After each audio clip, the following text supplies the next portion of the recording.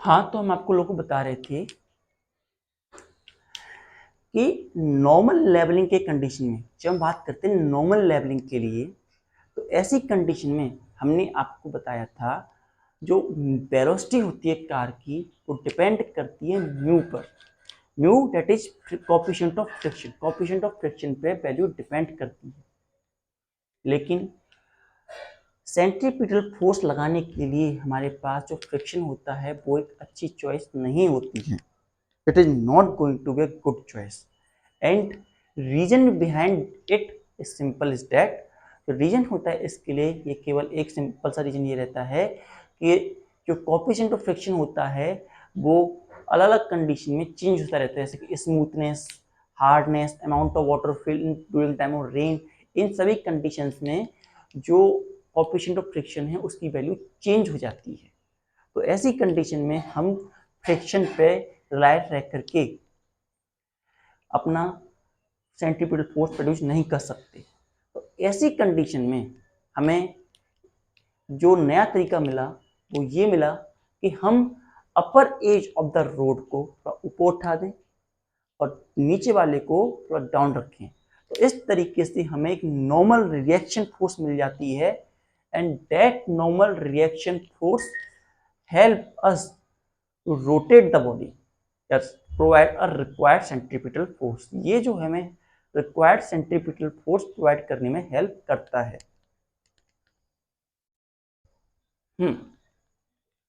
और यही phenomena of rising outer edge edge above the inner edge, outer edge को inner edge की comparison में राइज कर देना ये बैंकिंग ऑफ रोड कहलाती है।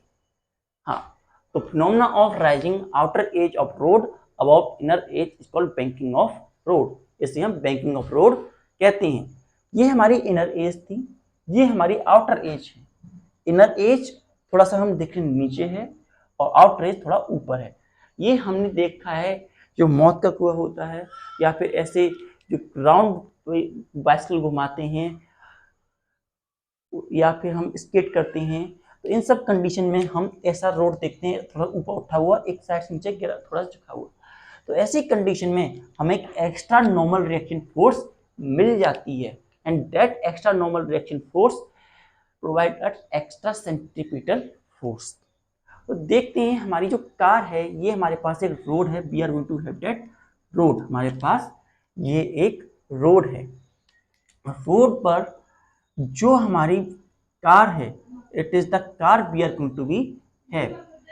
नाउ ये जो कार हमारे पास है इसके पास एक फ्रिक्शन फोर्स एक्सपीरियंस होगा, एक फोर्स एफ एक्सपीरियंस कर रहा है इसके, और साथ ही साथ मास जो है mg डाउनवर्ड फोर्स लगा रहा है। इसके मास को बैलेंस करने के लिए, काउंटर करने के लिए, जीरो बनाने के लिए जो नॉर्मल रिएक्शन का कॉस कंपोनेंट सामने आता है और आर कॉस थीटा हमारी कार के मास को बैलेंस करता है, वहीं आर साइन थीटा जो होता है हेल्प करता है इन सेंट्रीपिटल फोर्स, ये हमें एक्स्ट्रा सेंट्रीपिटल फोर्स मिलता है। वहीं फोर्स के भी कंपोनेंट होते हैं R sine theta, R cos theta. जो R sine theta, F sine theta होता है वो उसके मास में इंक्रीज करता है। नॉर्मल कॉस थीटा कंपोनेंट से दो फोर्स को काउंटर करता है, एमजी और एफ साइन थीटा को। और वहीं सेंट्रीपिटल फोर्स के दो फोर्स लग रही होती हैं, एक आर साइन थीटा और एफ कॉस थीटा। इसे हम यहां समझते हैं जरा, तो हमें और से समझ में आएगा। तो हमारे पास एक कार थी, यहाँ पर जो कार थी उस पर कई सारी फोर्स एक्ट हो रही थी एट अ गिवन टाइम। तो यहाँ पर कार का जो मास था वो mg था, mass of car is going to be mg, और mg मास को काउंटर करने के लिए जो वैल्यू लगी r cos थीटा वैल्यू लगी, r cos थीटा वैल्यू हमें ऑब्टेन हुई। ये कॉस कंपोनेंट है हमारे नॉर्मल रिएक्शन का, क्योंकि हमारा रोड बेंड है, लेवल रोड नहीं है, तो कॉस कंपोनेंट हमारा काम में आ रहा है और कुछ कंपोनेंट उससे सेंट्रीपिटल फोर्स के लिए मिल गया नॉर्मल रिएक्शन में। लेकिन ये कंडीशन तब नहीं होती जब लेवल्ड होता, तो हमारा नॉर्मल रिएक्शन और एमजी दोनों परपेंडिकुलर होते एक दूसरे से। तो आर कॉस थीटा और एम जी कॉस थीटा एक दूसरे को काउंटर करते हैं। आर साइन थीटा जो है वो सेंट्रीपिटल फोर्स को इनिशिएट करता है। वहीं हमारी एफ फोर्स जो है उसका एफ साइन थीटा कंपोनेंट मास को इंक्रीज करने में, नीचे की तरफ लाने में हेल्प करता है। तो ये दोनों फोर्स जो हैं, ये दोनों फोर्स हमारे आर कॉस थीटा के द्वारा काउंटर किए जा रहे हैं। और वहीं आर एफ कॉस थीटा जो है वो सेंट्रीपिटल फोर्स लगाने में हेल्पफुल रहता है। तो इसको देखते हुए हमारे पास दो इक्वेशन बनती हैं। We are going to obtain two equations. पहली हम देख पा रहे हैं, यहां से करते हैं कि हमारे पास आर कॉस थीटा, जो आर कॉस थीटा है वो बराबर है एफ साइन थीटा और प्लस एम जी के बराबर है। एफ साइन थीटा और एम जी के बराबर हमें वैल्यू मिल रही है हमारे आर कॉस थीटा की, ये वैल्यू हमें ऑब्टेन हो रही है। तो इसमें हम क्या कर सकते हैं, फर्स्ट नोट इट डाउन। हम क्या कर सकते हैं इसके अंदर, हम इसको इधर लेके आते हैं। तो R cos theta minus F sine theta बराबर एम जी में मिलता है। नाउ हम जैसा जानते हैं एफ जो है हमारा म्यू आर के बराबर होता है, तो फोर्स होती है वो हमारी एफ आर के बराबर होती है। तो R equal to cos theta equals to mu R sine theta, mu R sine theta. Now M G, यहां पर हमारा आर और आर दोनों में कॉमन मिल रहा है, तो आर को हम कॉमन ले लेते हैं। आर को हमने कॉमन ले लिया तो हमारे पास क्या वैल्यू बनती है, M g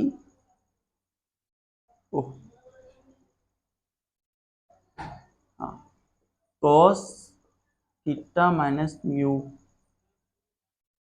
sine theta equals to M G, ये वैल्यू बनती है। नाउ जो आर की वैल्यू निकल के आई, वैल्यू ऑफ आर जो हमारे पास I M ji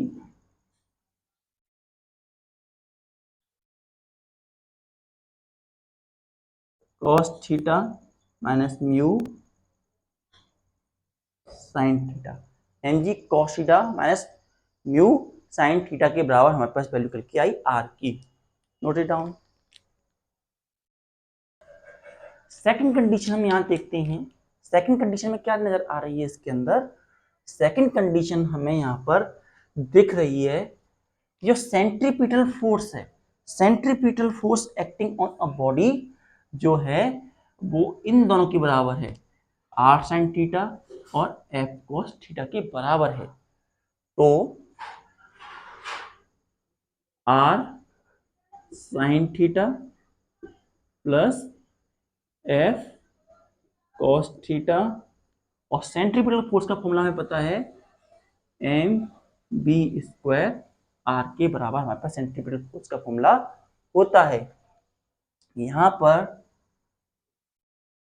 are sine theta plus mu R cos theta बराबर M B square Y R के बराबर हमारे पास वैल्यू हमें मिलती है। नाउ इन दोनों में हमें आर कॉमन मिल रहा है, तो आर को हम कॉमन ले लेते हैं। तो हमारे पास क्या बचता है, sine theta plus mu cos theta equals to M B square R, ये वैल्यू हमें ऑब्टेन होती है। नाउ हमने पहले आर की वैल्यू निकाली थी इसके बराबर, we are going to obtain value of R is this. तो और दूसरी इक्वेशन में निकली इस तरीके से, दूसरी इक्वेशन हमें इस तरीके से निकली थी। तो हमारे पास क्या निकल के आता है, जरा देखते हैं। ये जो आर की वैल्यू है इसमें पुट करते हैं तो हमारे पास क्या वैल्यू निकलेगी, ये देखते हैं। तो आर की वैल्यू हम यहाँ पे रखते हैं। ये जो वैल्यू हमें आर की ऑब्टेन हुई है, यहाँ आर की वैल्यू हम रख देंगे तो हमारे पास क्या बनता है, जरा देखते हैं।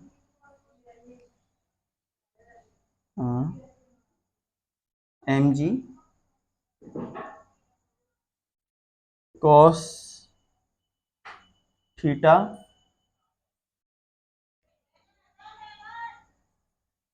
माइनस म्यू साइन थीटा, ये हमारे आर की वैल्यू थी।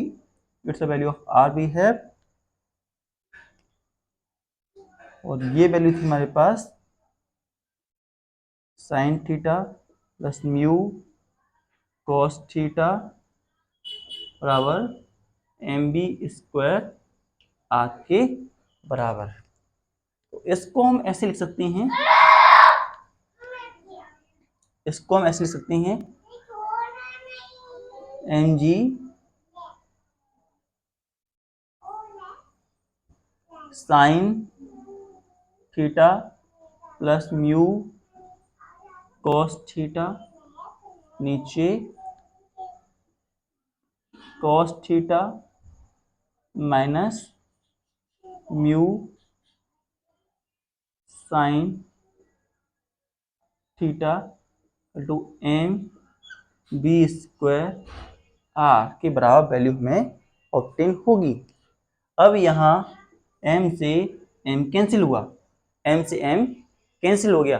अब आगे देखते हैं हमारे पास क्या वैल्यू बनती है। तो हमारे पास वैल्यू क्या निकल के आती है, हमारे पास वैल्यू आती है इसकी, m से m कैंसिल हुआ तो g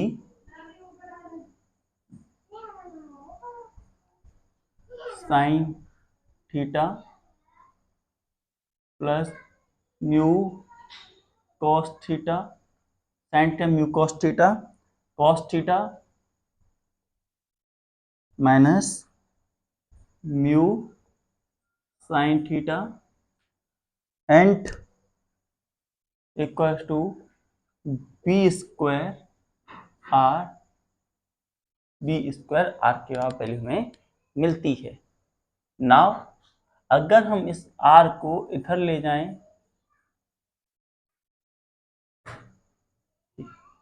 या इस आर को इधर ले आएं तो हमें वेलोसिटी की वैल्यू मिल जाएगी।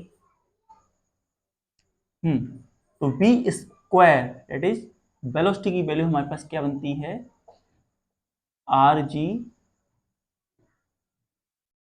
Sign theta plus mu cos theta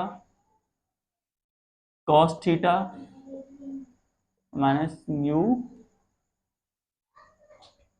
sine theta, ये वैल्यू हमें ऑब्टेन होती है। ऐसी कंडीशन में अगर हम इसमें से कॉस को कॉमन ले लें, टेकिंग कॉस एज कॉमन, या कॉस ले लें तो हमें क्या मिलेगा, B square equal to R G. हमने कॉस थीटा ऊपर से कॉमन लिया तो हमारे पास बनता है sine theta upon cos theta plus mu cos theta upon cos theta. वहीं नीचे हमने लिया तो हमें मिलता है cos theta upon cos theta minus mu sine theta upon cos theta. इस तरीके से हमें वैल्यू ऑब्टेन होती है। नाउ कॉस थीटा से cos theta cancel, cos theta से कॉस थीटा कैंसिल हो गया। तो हमारे पास वेलोसिटी v की वैल्यू v स्क्वायर की जो वैल्यू आती है वो आती है आर जी, और हमने जो कॉस बाहर निकाला था यहाँ पे कॉस थीटा ये भी है, तो हमारे पास क्या बचता है cos theta sine theta cos theta plus mu इधर, और नीचे क्या बचता है, नीचे बचता है cos theta bracket 1 minus mu sine theta cos theta. अब यहाँ पर कॉस थीटा से कॉस थीटा भी कैंसिल हो रहा है, तो हमने वो भी कैंसिल कर दिया। बी स्क्वायर की वैल्यू हमारे पास आ जाती है R G bracket sine theta cos theta plus mu upon 1 minus mu sine theta cos theta के बराबर वैल्यू आ जाती है। ये वैल्यू हमारे पास निकल के आती है। और जैसा हमें पता है sine theta upon cos theta tan theta के बराबर होता है, sine theta upon cos theta tan theta के बराबर होता है। तो बी स्क्वायर हमारे पास जो बराबर हो गया आर जी, यहाँ हाँ इसे लिखा जा सकता है as tan theta plus 1 upon 1 minus mu tan theta. ये वैल्यू हमारी निकल के आती है। स्क्वायर लगा है वेलोसिटी पे, उसे स्क्वायर को उधर ले जाते हैं, तो v वेलोसिटी जो होती है हमारी ऐसी कंडीशन में बन जाती है आर जी ब्रैकेट में ten theta plus 1 minus mu tan theta के बराबर हमारे पास वैल्यू ऑब्टेन होती है वेलोसिटी की। It is the velocity that we are going to be obtain. Note down.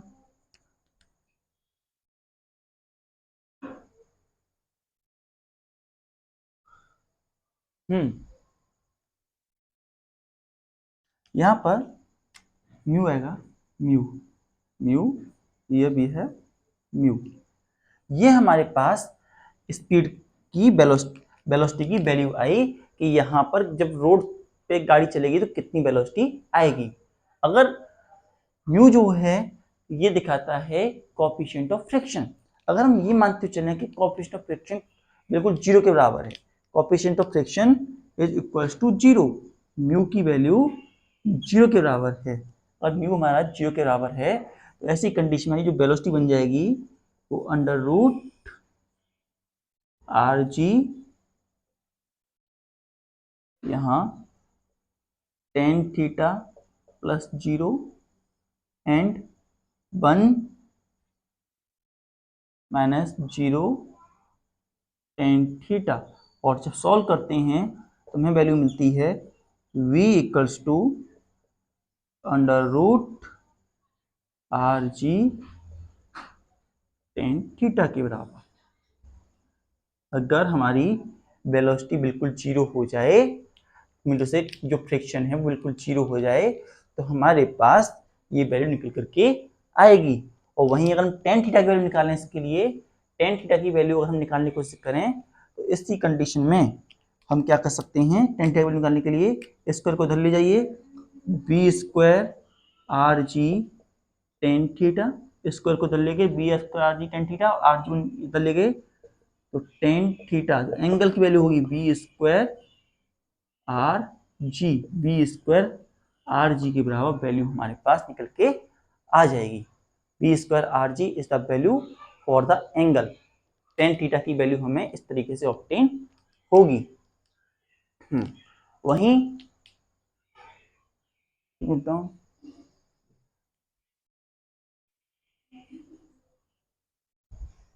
अगर हम यहाँ इस बैंकिंग को देखें और हम ही मान के चलें कि ये हमारी हाइट जो है h है, ये विद b है। तो ऐसी कंडीशन में अगर हम tan थीटा का relation of tan theta with respect to this angle theta, what is the with और tan थीटा की वैल्यू हमारे पास क्या आएगी, जरा हम देखते हैं।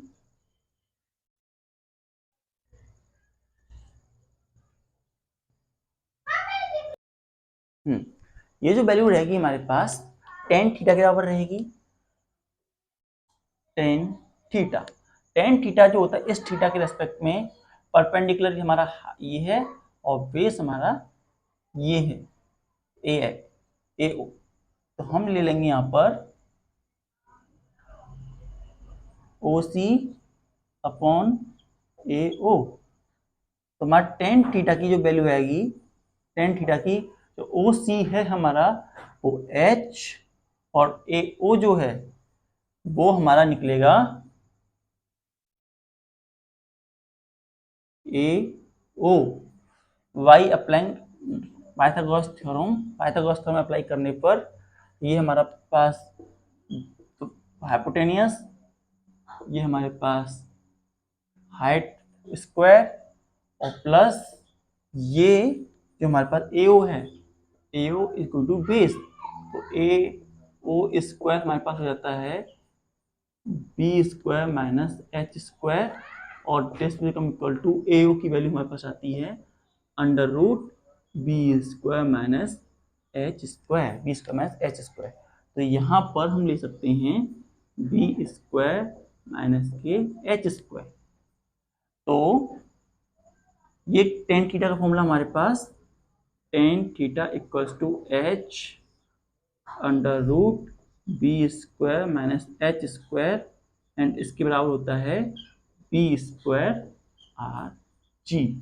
ये बराबर वैल्यू मिलती है। अगर ऐसा हो कि हमारा b बहुत बड़ा हो एज कम्पेयर टू h, तो हम h को नेग्लेक्ट कर सकते हैं। So tan theta in this case h upon b बराबर B square R G, B square R G के बराबर हमें वैल्यू निकाल के दे देगा। तो ये सारी बात आज हमने जानी। Note it down.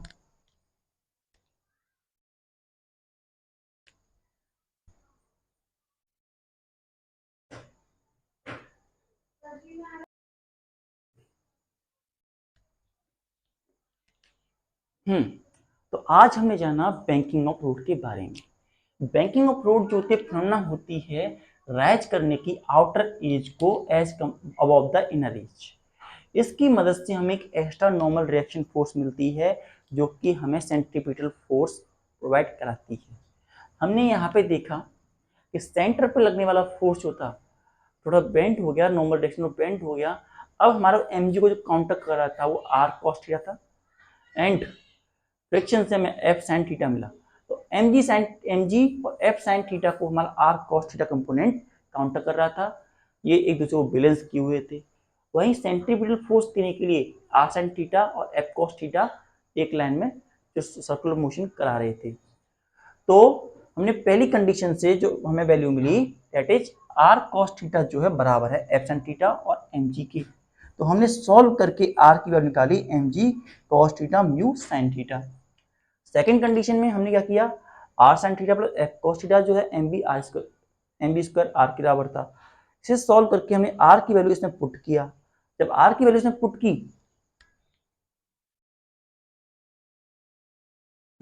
आर की वैल्यू जब हमने पुट किया और सॉल्व किया तो हमें वेलोसिटी की वैल्यू मिली आर जी tan theta mu 1 minus mu tan theta के बराबर। अगर हम ये मानते हुए चलें कि कोएफिशिएंट हमारी जो सरफेस है बिल्कुल ही स्मूथ है, फ्रिक्शन उसमें है ही नहीं, तो ऐसी कंडीशन में हमारे पास जो वेलोसिटी होती है उसकी velocity R G tan theta के बराबर आती है। फ्रिक्शन है तो ये कंडीशन और फ्रिक्शन नहीं है इसे थोड़ा बोल्ड कर दें, फ्रिक्शन है तो ये कंडीशन है और फ्रिक्शन अगर जीरो के बराबर है तो आर जी टेन थीटा और एंगल जो है B tan theta equal B square R G के बराबर हमें एंगल ऑब्टेन होता है।